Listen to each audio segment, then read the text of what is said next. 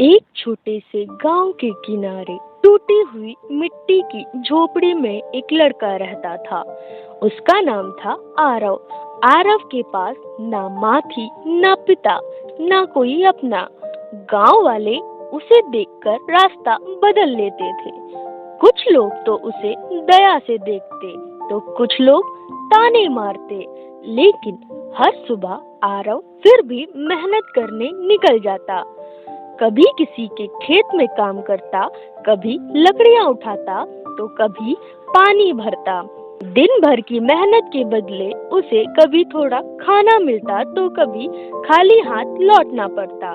लेकिन इतनी तकलीफों के बाद भी उसके दिल में एक चीज जिंदा थी, भगवान पर भरोसा। हर रात सोने से पहले वह आसमान की तरफ देखकर कहता, भगवान, मैं आपसे अमीरी नहीं मांगता, बस इतना करना, मुझे अकेला मत छोड़ना। एक दिन गांव का सबसे कठोर आदमी मिस्टर चौधरी ने उसे काम पर बुलाया। तेज धूप में आरव ने पूरा दिन भारी बोरे उठाए, लकड़ियां काटी और पानी ढोया। शाम तक उसका शरीर थक चुका था।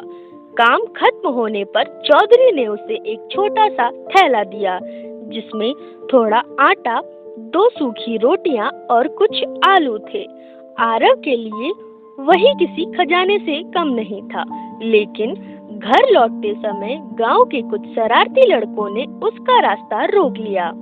वह हंसने लगे, उसे धक्का दिया और उसका खाना मिट्टी में फेंक दिया। आरव चुपचाप नीचे बैठ गया। उसके हाथ कांप रहे थे। उसने टूटे हुए खाने को उठाया और आसमान की तरफ देखकर धीरे से कहा, भगवान, अगर मैं इतना छोटा हूँ कि किसी को दिखाई नहीं देता, तो कम से कम मुझे इतना मजबूत बना देना कि मैं इन लोगों जैसा ना बनूं। उसकी आंखों में आंसू थे, लेकिन दिल में नफरत नहीं थी।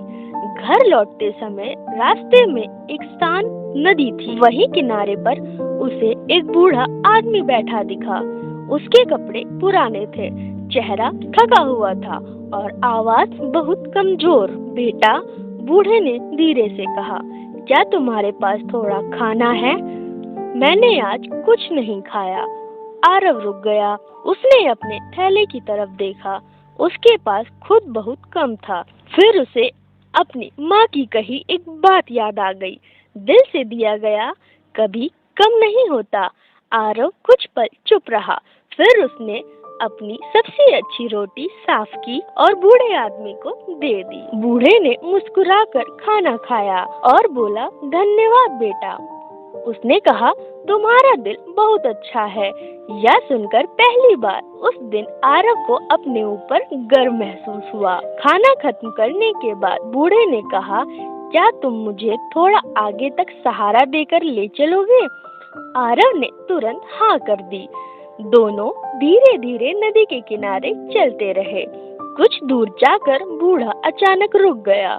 फिर उसने आरव की तरफ देखा और उसकी आंखों में एक अजीब सी चमक दिखाई देने लगी। उसके आसपास हल्की सुनहरी रोशनी फैलने लगी। आरव डर गया। बूढ़े ने मुस्कुराकर कहा, आरव, क्या तुम्हें पता है आज तुम किसके साथ चल रहे थे? आरव ने धीरे से कहा, एक थके हुए बूढ़े इंसान के साथ। तभी बूढ़े की आवाज बदल गई, मैं तुम्हारे साथ उस रात भी था जब तुम अकेले रोए थे। मैंने तुम्हारी हर प्रार्थना सुनी। आरव की आंखें फैल गईं। मैंने तो सिर्फ भगवान से बात की थी, उसने कांपती हुई आवाज में कहा। बूढ़ा मुस्कुराया, मैं ही हूँ जिसे तुम भगवान कहते हो। आरव की आंखों से आंसू बहने लगे। वह घुटनों के बल बैठ गया। मुझे लगा आप मुझे भूल गए। भगवान ने उसके सिर पर हाथ रखा और कहा, मैं कभी तुम्हें छोड़कर नहीं गया। दुनिया ने तुम्हें दर्द दिया, लेकिन तुमने फिर भी दया चुनी। और आज जब तुम्हारे पास खुद कुछ नहीं था, तब भी तुमने बांटना चुना। फिर भगवान ने उसके खाने वाले थैले को छुआ। अचानक वो भारी हो गया। जब आरव ने थैला खोला तो उसके अंदर ताजी रोटियां, फल, चावल और ढेर सारा खाना था। भगवान मुस्कुराए और बोले, मैं उसे कई गुना करके लौटाता हूँ। उस दिन के बाद आरव की जिंदगी धीरे धीरे बदलने लगी। कुछ अच्छे लोगों ने उसकी मदद की, उसे काम मिला, पढ़ाई का मौका मिला और सबसे जरूरी उसे भरोसा मिला कि वह अकेला नहीं है। हर बार जब वह उस नदी के पास से गुजरता, उसे वह दिन याद आता जब भगवान खुद उसके साथ चले थे। दोस्तों, कभी कभी जिंदगी हमें ऐसा महसूस कराती है कि शायद कोई हमारी परवाह नहीं करता, लेकिन याद रखना, भगवान आपकी खामोश तकलीफ भी देखते हैं, आपकी अच्छाई भी देखते हैं और सही समय आने पर वो वही दरवाजा खोलते हैं जहां हमें सिर्फ दीवारें दिखाई देती हैं। अगर ये कहानी दिल को छू गई हो तो वीडियो को लाइक करें और ऐसे